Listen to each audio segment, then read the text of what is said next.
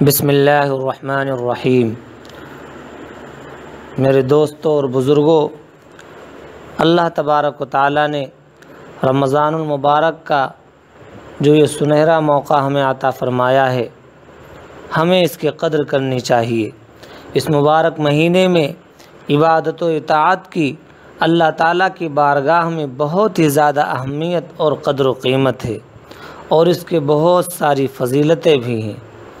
حضور اکرم صلی اللہ علیہ وسلم بذات خود بھی اس مہینے میں عبادت و اطاعت میں بہت زیادہ محنت فرماتے تھے۔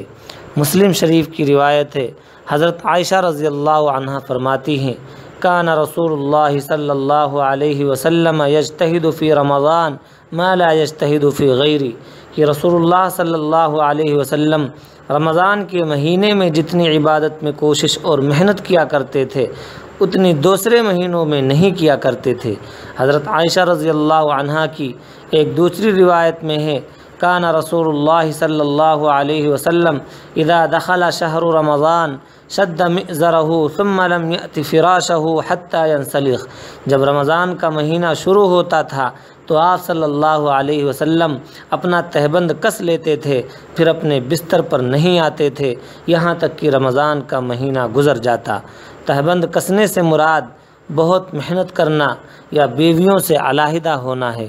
ایک اور روایت میں یہ الفاظ ہیں، کان اذا دخل رمضان تغیر لونہ وکثرت صلاۃ وابتہل فی الدعاء واشفق لونہ، جب رمضان کا مہینہ داخل ہوتا تو آپ کا رنگ بدل جاتا تھا اور آپ صلی اللہ علیہ وسلم کی نمازوں میں زیادتی ہو جاتی تھی اور دعا میں تضرع زاری الہا بڑھ جاتی تھی اور آپ صلی اللہ علیہ وسلم کا رنگ سرخ ہو جاتا تھا۔